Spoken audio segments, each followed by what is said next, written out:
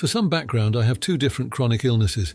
Neither are particularly serious, and one is very easily controlled by medication, Zofran, as long as I can get it in time. However, my baseline for seeming healthy and happy is always about 85%, while someone who didn't have to deal with either illness would normally have a higher baseline. It also means that, historically, I have been bad at recognizing when I'm actually sick outside of a chronic flare-up. A couple of days ago, I was planning on going to meet a new friend and her boyfriend in Brooklyn from NYC after I finished work and class. I was excited. We've hung out a couple of times before, but I hadn't met her boyfriend. In advance, I had gotten wine and dessert to bring. Come about that day, I was in my office and I was having severe trouble seeing, and my throat was on fire. I realized at that point I was actually sick and I wasn't going to be going out. I know I should have realized sooner. I'd been texting my friend about what type of pizza we would be having for the night when I realized I was actually sick and told my analyst I needed to go home. He agreed. On the cab ride home, I texted my friend to explain the situation as soon as possible. I said multiple times that I was incredibly sorry and glad to reimburse for anything, as well as send over what I had bought. She responded back, "I don't know what could have happened. 1 second you were saying you love pizza, our dinner plan, and the next minute you're cancelling." To her point, our plan was only a few hours away, and she was hand-making the dinner from home. Again, I apologised and explained I thought I came down with a cold or a virus, which I still feel the effects of as of writing this. At one point, after I offered to deliver the wine and dessert, along with covering dinner costs, she did seem to cool down a bit. I again stated that I got sick a lot without warning, and I was really sorry. She responded that she understood, and she was happy I was resting.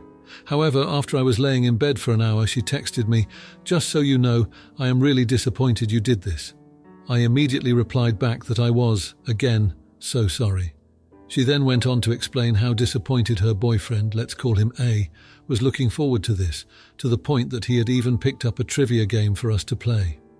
I immediately replied that I would be happy to redo the night at my treat and Venmo for the game. She waited a while, though I could tell she was typing and retyping replies. When she did, she said that she didn't see how it would be possible to repeat the plan since she would be out of state for work for weeks. I said I understood. 2 days later, I checked our friend group chat and saw she removed herself. Am I the idiot? I cancelled last minute on a plan that meant a lot to someone, within hours of the plan, and that person put a lot of effort into planning a really fun evening. Now for a few comments before the update. Comment 1. No idiots here. You can't control getting sick, but from their side, it looks like, yeah, this for pizza, then actually nope, can't do it. So in their mind it kinda looks fake even though it isn't. Comment 2. No idiots here. You can't control your sickness, but cancelling hours before a big plan is an inconvenience and would be frustrating for the most patient of people. Now for the update. So, it's been about 3 months since the whole incident with my friend and her boyfriend, and a lot has happened since then. After she removed herself from our group chat, things got pretty quiet for a while. I was still feeling under the weather, and I spent a lot of time just resting and trying to get back to my normal 85%. I didn't hear from her at all, and I didn't reach out either. I figured she needed some space, and honestly I did too. A few weeks passed and I started feeling better. I got back into my routine, work was busy, and classes were demanding as usual. I even made some new friends in one of my classes, which was nice, but I couldn't shake the feeling of guilt about what had happened. I missed my friend, and I hated that things had ended on such a sour note. One day out of the blue I got a text from her. It was unexpected, to say the least. She said she was back in town and asked if we could meet up and talk. I agreed, feeling a mix of nerves and hope that maybe we could patch things up. We met at a small coffee shop, and it was awkward at first. But as we started talking, it felt like the tension began to ease. She apologized for how she reacted that night and explained that she had been under a lot of stress with work and her relationship with A. I apologized too, for cancelling last minute and causing any disappointment. We caught up on each other's lives, and it felt good to reconnect. She told me that she and A had actually broken up while she was away for work. It was a bit of a shock, but she seemed to be handling it okay. She said that the breakup had given her some perspective, and she realized that she had overreacted about the whole situation with the cancelled dinner. Things were going well, and we started hanging out again. It was like old times, and I was relieved that we had managed to move past the incident. Our friend group even started to get back together, and it seemed like everything was falling back into place. But then, something strange happened. I was at work one day when I got a friend request on social media from A. I was hesitant, but I accepted, curious about what he wanted. He messaged me almost immediately, apologizing for any awkwardness and saying he hoped we could be friends. We started chatting, and he seemed like a decent guy. He explained that the breakup had been mutual and that he had actually been the one to suggest they take a break. He said he felt like he had been a source of stress for my friend and that he wanted her to be happy. As we talked more, A mentioned that he still had the trivia game he had bought for that night we were supposed to hang out. He joked that it was cursed and that maybe we should finally play it to break the curse. I laughed and agreed, thinking it would be a fun way to put everything behind us. We set a date to meet up and play the game, just as friends. But when the day came, A showed up with more than just the game. He had a whole folder with him filled with papers that he said he needed to show me. He explained that after the breakup, he had started doing some digging into his own life and his past relationships. He had come across something that he thought I should know. It was a medical record, my medical record. I was confused and a little freaked out. How did he get this? Why did he have it? He told me that he had been working part-time at a medical research company and my name had come up in a study they were conducting. It was a study on chronic illnesses and their impact on daily life. My record was there because I had apparently been part of the study without knowing it. I was stunned. I had no idea how I could have been part of a study without my consent. A seemed just as confused and concerned as I was. He said he had quit the job as soon as he found out and that he wanted to help me figure out what was going on. We spent the rest of the evening going over the papers, trying to make sense of it all. There were notes about my illnesses, my medication, even personal details about my life that I had never shared with anyone outside of my close friends and family. The more we read, the more questions we had. How had this information been collected? Who was behind the study? And why was I a part of it without my knowledge? A promised to help me get to the bottom of it, and I was grateful for his support. But as I lay in bed that night, I couldn't help but feel a sense of dread. This revelation had opened up a whole new can of worms, and I had no idea what it would mean for me and my health. And the biggest question of all loomed in my mind. If my medical information was being used without my consent, what else didn't I know about my own life? Now for the comments. Comment 1. Hey, chronic illness is no joke, and it's super important to listen to your body. It sounds like you did the right thing by cancelling. True friends should understand health comes first. Maybe your friend was just having a rough time with the breakup and took it out on you. Comment 2. That's a serious privacy concern with your medical records. You should definitely look into how your information was accessed without consent. Maybe reach out to a patient advocate or legal professional to understand your rights and next steps. Stay safe and take care of yourself. Now for the next story. So me and my ex-wife were married for a little over a year when she came home from a girls' trip and decided she didn't want to be married anymore. She wouldn't really give me a reason for this and didn't want to discuss it unless it was with a therapist, which I didn't want to do unless she told me first because I didn't want to be blindsided by something with a stranger present. Long story short, I could have been a better husband, she could have been a better wife, but we separated, divorced, and that was the fall of 21. Fast forward to now, we've had very minimal contact for taxes or mail, stuff like that, but have been very civil with each other. So this past summer I hadn't heard from her for months and wanted to clean out my garage, some totes of clothes and decorations that I'll never use, so away it went to the trash or donated. Now, when we first separated, I gave her plenty of time and opportunity to remove her items from the house, anything that wasn't blatantly mine like my PC or guns or stuff like that. I honestly just wanted her out of my life, so I told her to take whatever she wanted, even leaving the locks unchanged for a whole year after divorcing, because up until then, her name was still on the deed to the home. I guess she moved away after the divorce to another state. I'm unsure as I just didn't ask and didn't care, so recently she texted me and said she would be in town and asked if she could come get her stuff and remove some of the household items as well, like a gas grill and a table. Items we got when we were together and have been left with me and used by me for the past 2 years, and the items that I've gotten rid of. So am I the jerk for just telling her no?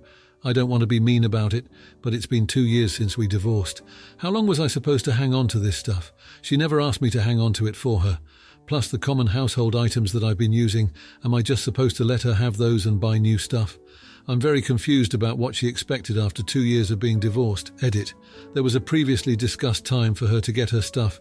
I'm going through text messages trying to figure out what to tell her. It was last Christmas, and she never showed up because she said she got caught up with family and had to fly to New York for the New Year's party. That was also the last time we spoke till now. Update. I told her stuff was gone several months ago, since she didn't contact me to get it after so much time had passed. I do have one item that I'll return to her, because it was her family's and I didn't know it was left here. No response thus far. Legally, I'm fine. I talked to my attorney. Morally, I feel bad, but it is what it is. I truly figured she'd moved on, so she didn't want the stuff. Speculation about the divorce. I don't know why she left, and I don't care at this point. I chalked it up to things don't always work out. Why didn't I go to therapy? No, I didn't abuse her. I just wanted to know if I needed to get checked for an STI. She had already made up her mind about the divorce. I didn't see a need to talk about it and hear about all the ways I failed as a husband. I felt bad enough at the time, and it wasn't going to change her mind on leaving, so why do it? Now for a few comments before the update. Comment 1. Not sure where you live, but this kind of stuff is dictated by the judgment and decree in states I am familiar with. It should spell out personal property division and set a timeline for picking it up. I would start by checking your judgment. Comment 2. If your divorce is final, then the division of assets is complete, and the items she abandoned with you are not hers. Now, for the update. After I sent the message about her stuff being gone, I waited for a reply. Days went by and nothing. I figured maybe she was busy or had decided it wasn't worth the hassle. I was wrong. She finally texted back and she was upset.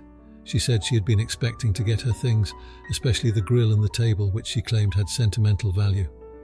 I didn't know what to say. I mean, she never mentioned any sentimental value before, and it's been 2 years. I've been using them and they're part of my home now. She asked if we could meet up to talk about it. I didn't want to, but I agreed. I thought maybe we could sort this out like adults. We met at a coffee shop, and it was awkward. She looked different, not in a bad way, just different. We made small talk for a bit before she brought up her stuff. She said she had been going through a lot and that's why she hadn't come to get her things. I didn't ask for details. I didn't want to get dragged into whatever was going on with her. I explained again that I had given her plenty of time and that I had no idea she still wanted those things. She got quiet after that. I could tell she was angry, but she didn't yell or anything. She just said she needed some time to think and left. I haven't heard from her since that day. Meanwhile, I've been thinking about the one item I still have that belonged to her family. I've been meaning to return it, but I haven't found the right time. I don't want to just drop it off at her place or mail it without knowing if she's okay with that. It's a weird situation. My friends have been giving me mixed advice. Some say I should just forget about her and move on completely. Others think I should try to make amends for the sake of closure. I'm torn. I don't want to be the bad guy here, but I also feel like I've been more than fair. On top of all this, I've started seeing someone new. It's nothing serious yet, but it's been nice to have some company. I haven't told my ex about it because it's none of her business, but I also don't want it to complicate things further if she finds out. As for the rest of the stuff, I've been slowly replacing items here and there. It's not like I had a ton of extra cash lying around to buy new things, but I'm making do. It's strange how a grill and a table can become such a big deal. They're just things, but I guess they represent more than that to her. I've been trying to figure out what to do next. I could reach out to her again, but I'm not sure what good that would do. I could also just wait and see if she contacts me, but that leaves me in this weird limbo. I don't like having unfinished business hanging over my head. It's been a week since we met at the coffee shop, and I'm no closer to resolving this than I was before. I'm starting to wonder if this will ever be truly over, or if we'll keep circling back to these unresolved issues. It's frustrating, and I just want to move on with my life. I guess I'll have to make a decision soon about the family item. Maybe I'll just send her a message and see what she wants me to do with it. I don't know. I'm trying to be the bigger person here, but it's hard when the other person doesn't seem to want to meet you halfway. So that's where things stand. It's not the update I hope to give, and I'm sure it's not the conclusion anyone was looking for. But that's life, I suppose. Messy and complicated. I'll keep trying to figure it out, but for now, this is where it's at. Now for the comments. Comment 1. Hey, just wondering, did you give your ex a heads up before getting rid of her stuff? I get that it's been a while, but communication is key. Maybe offer to help her understand which items were important and see if you can help replace those. Just a thought. Comment 2. Oh, the old sentimental stuff debacle. Look, you're not a storage unit, and 2 years is a long time. But maybe for the family item, do a good deed, drop it off with a bow and call it a day. Then you're the bigger person and can strut away drama-free. If you liked this video, you'll probably like these too. Also, while you're here, please consider subscribing. It's your support that keeps this channel alive and allows me to make better and longer videos. Have a great day.